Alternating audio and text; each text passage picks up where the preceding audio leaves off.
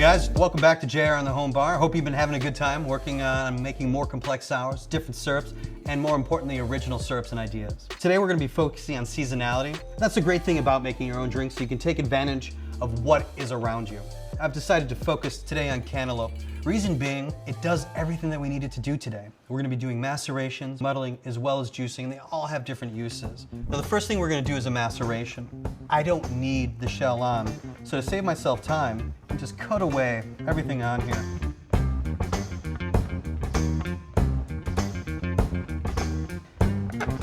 All right, got that done. Now we're just going to slice it like we would anything else. Because what we're going to be doing is coating these in sugar and allowing the sugar to pull out the juice. I prefer this over boiling fruits with water, which is another way to do it. But what ends up happening is those fruits end up tasting cooked or jammy. We want to hold on to that vibrancy, that seasonality of these different items that we're using. I'm just going to go ahead and take about a cup. After that, we're going to add 1 cup of sugar. You can do this with any fruit, even if you don't think it's possible. Figs are pretty dry, but you can macerate those too. You're just going to want to change your sugar ratio.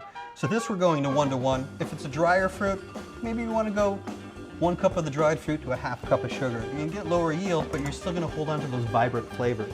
Now when I'm doing macerations, I always like to use that white sugar that just adds sweetness. I'm just going to give that a quick toss. And you can already see that it's starting to leach those juices out. We're just going to mix the sugar in here, but this literally just takes time. I'm going to cover this.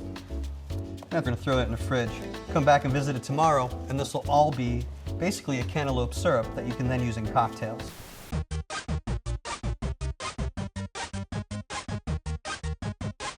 So there's a couple other techniques that we can get into now. The first one of those is juicing. So I'm just going to go ahead and chop these. By the way, if you have a juicer, congratulations, feel free to use it in this situation. Once again, if you don't have one of these, just do a lot more chopping. Or maybe use that grating that we did last time with the ginger if you don't have access to this type of equipment. So you remember this technique from last week. We have our clean piece of flat sheet.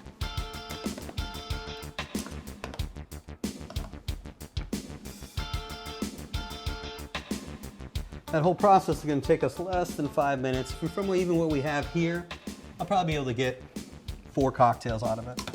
When we make a syrup, that can stand up to 2 weeks in the fridge. This goes more along the lines of lemon or lime juice. Fresher is always better. Take advantage of what you need. Let's be honest, cantaloupe's great. Eat the fruit on its own, use it as a garnish, whatever the case may be. Use this for cocktails. Let's go ahead and put that to the side so we can make a drink later. So, muddling, that's what we even bought this thing for, is basically working fresh herbs or fruits right directly into a cocktail. So in this situation, what we're going to do is take a healthy amount of fruit. We can change that up as far as the amount we use later. Throw it directly in our tin. That should do as well. After that, we're going to add our citrus and whichever syrup we decide to use. Now we're just playing around here, experimenting and figuring out what's going to be fun. I'm going with cinnamon syrup on this one. Now once again, I'm using the Spirit Forward mix as a start. We can always add more, we can't take it out. So that's 3/4 of citrus, 3/4 of cinnamon syrup. Now if you wanted to, you could split base this with a regular syrup so you just have a hint. Once again, those are your decisions to make. Now we muddle. You're not trying to destroy or pulverize the fruit, it's just going to make it hard to filter out later. You're trying to get it to express itself in the drink. You don't have to overly work it, you just got to get it to loosen up a bit. Standard 2 ounces of bourbon. You have people around, you're not just making drinks for yourself, you're making drinks for a crowd. When you want to work on something, taste it like this. That one needs a little bit more sweetness. I think the cinnamon's good, so I'm going to go with simple on this. So if you've noticed, what we've done is we started out with the Spirit Forward Sour, gave it a taste, decided it needed a little something extra, trying a 1/4 ounce of simple syrup. It's going to help us find that balance that we were looking for. Much better. So, add our ice, let everyone get to know each other, and then shake.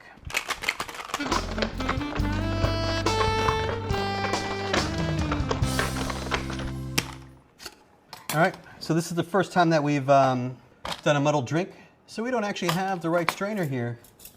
We're gonna need a julep strainer. Let's see what we got. Ah, thank you, doctor. Oh, there we are. So this will also be the first time we're double straining. So double straining is not the easiest thing, but you'll definitely get used to it. You put your julep strainer in and add tension by holding your finger right here. And this is where your mesh strainer comes into play.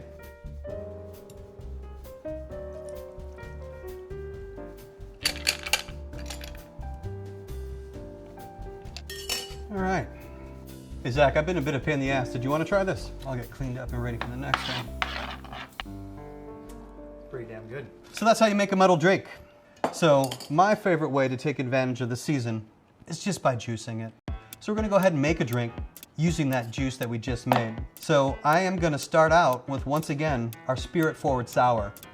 Because we can always add more, we can't take it out. Start out with 2 ounces of spirit, 3/4 of citrus. You know what? I'm gonna switch it up. I'm gonna grab some honey syrup for this one. So I think it'll be great with the cantaloupe. 3/4 here. And I'm gonna go ahead with a whole ounce of the cantaloupe juice. All right. Let everyone get to know each other, and then shake.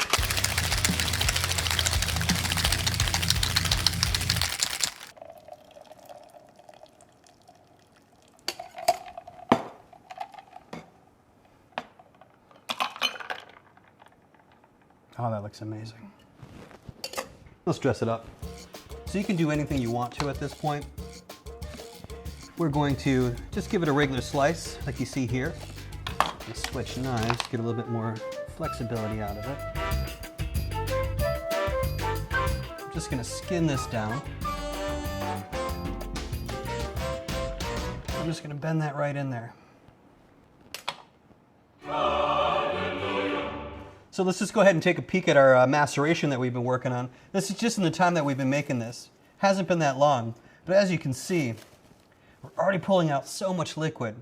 And it's amazing because we're not using any water, it's just the juices from that fruit turning this into a syrup.